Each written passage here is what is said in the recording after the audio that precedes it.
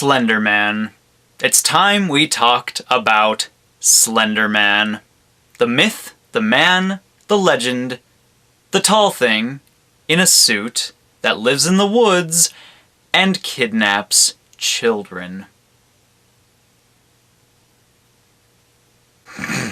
A lot of things have been completely ruined by the internet. Like cats, Pop-Tarts, rage comics, the musical credibility of South Korea, Chuck Norris. But nothing's been ruined quite like the tall, faceless, interdimensional Lovecraft reject we all know as SLENDERMAN. I am getting so sick of SLENDERMAN. The videos, the pictures, the movies, the games. SLENDERMAN is pretty much Michael Jackson at this point. He's a celebrity, one of the most talked about things on the internet, and he doesn't even have a face. Tell me, why is everyone so scared of him? Is it because he wears a suit and tie? Because I think that's quite sophisticated for an interdimensional beast. Or maybe it's the fact that he's a complete ripoff of Nurgle from the Grim Adventures of Billy and Mandy. Mind blown. The thing is, SLENDERMAN actually used to be kinda creepy. He started off as an internet myth, rooted in eerie photographs manipulated to look real and then spread about on message forums. It was fun to talk about him, to make up stories and convince people he might be real. But those were the good old days. Now he's more popular than fucking La Chupacabra. He's got the internet littered with fan drawings, fan comics, fan fiction, slender videos, slender pictures, slender porn. And, of course, Slender games. So many damn Slender games. Slender the 8 pages, Slender the 9 pages, Slender the Arrival, Slender the Remake, Slender's Woods, Slender 2D, Slender Flashlight, Haunt, the real Slender. Gotta love the creativity in these names.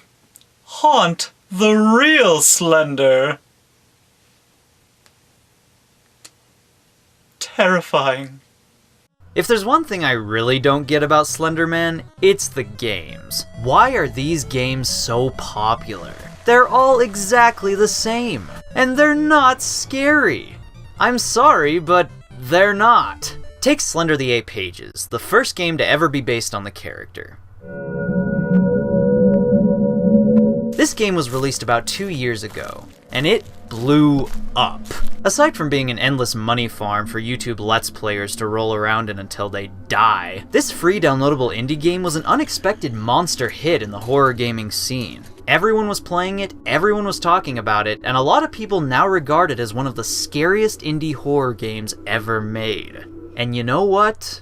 I don't get it. Not only do I think this game isn't scary, which it isn't, but I also think it's, well, boring.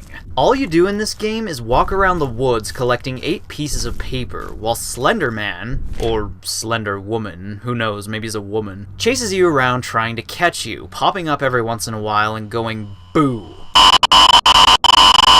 It's nothing but jump scares. And they're not even good jump scares. This game hardly ever makes me jump. Just watch.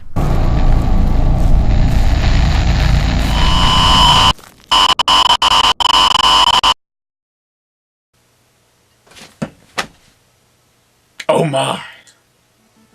The game is too repetitive to be scary. There's nothing interesting about it. There's nothing absorbing. SLENDERMAN doesn't really do anything. And to make matters worse, you move at the speed of snail sludge. I guess I would give the game some credit if it were, say, challenging. But it's not challenging. SLENDERMAN is really easy to avoid. The only way I ever die in this game is when SLENDERMAN teleports right in front of me, making it impossible to run away from him. 'Cause, yeah, that's fair. I guess I'm being kind of a hypocrite here, saying how much I love SCP Containment Breach, which is basically the exact same thing, only scary. I don't know though. I think the scares in SCP Containment Breach are a lot more interactive than the scares in Slender. SLENDERMAN just stands around staring at you like he's upset you didn't show up to his birthday party or something. SCP-173, on the other hand, breaks your neck whenever you blink. It's more scary. Honestly, I wouldn't even be comparing Slender to Containment Breach, except guess which one came first? Yeah, SCP Containment Breach. It came out before Slender. No one was calling Containment Breach revolutionary or mind-blowing when it came out, and yet Slender is one of the most successful indie games in history. Why? And it's not like the other games are any better. I've played all the Slender games at this point, and not one of them has ever impressed me. Well, actually, I take it back. Slender's Woods is pretty cool. It has a few decent jump scares, and unlike the 8 pages, it actually has you doing interesting things. There are some good moments here and there, and the game lets you explore some more interesting locations. Although it does have a really dumb sequence near the end in which you have to... spoiler alert. Chase after SLENDERMAN with a gun and shoot him.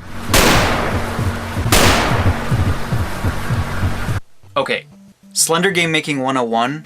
You do not have the player chase after SLENDERMAN with a gun and shoot him. That's dumb. If I had to pick the scariest Slender game, even though none of them really scare me, I'd probably have to go with Slender the 9 pages, because it all takes place indoors.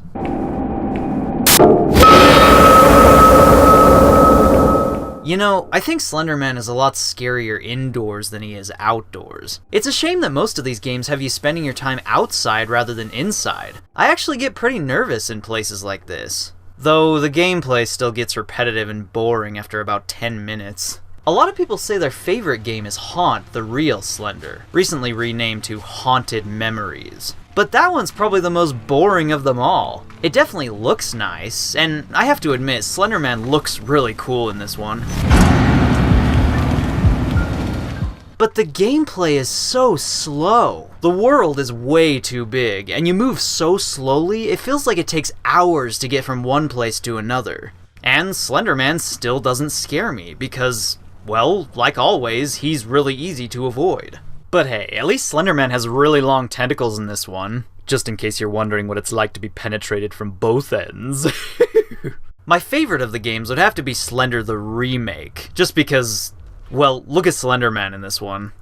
Yeah, nice remake. And then there's games like Slender the Arrival, which you have to pay for, and even that one's not great. It's pretty looking, I guess, and the music is actually pretty decent, but it sure as hell isn't worth $10. It's repetitive and silly like all the others, SLENDERMAN doesn't do anything, it's really short, and the jump scares shrivel up pretty quickly.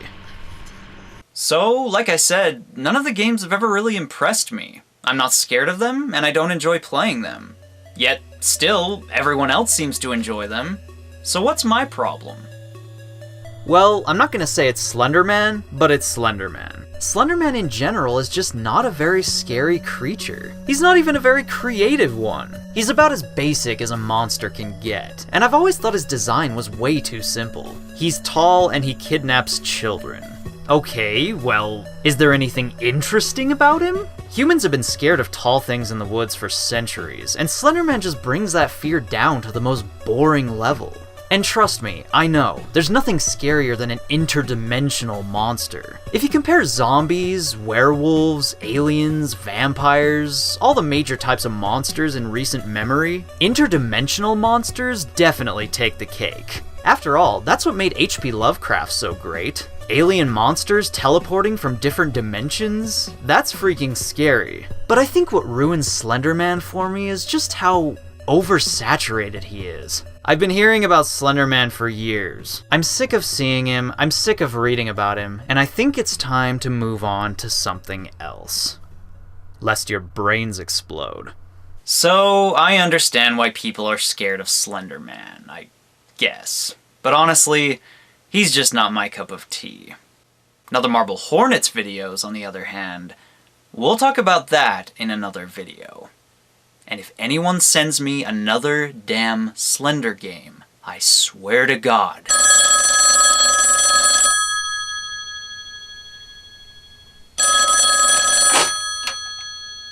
Hello? Actually, you forgot a game. It's called SLENDERMAN Shadow. I don't care! Hey, in case you didn't know, I'm now a part of ThatOneVideoGamer.com. If you like my videos and you want to see more awesome videos by more awesome people, click on this link to go check out the site. And stay tuned for more hidden games and more Jordan Underneath.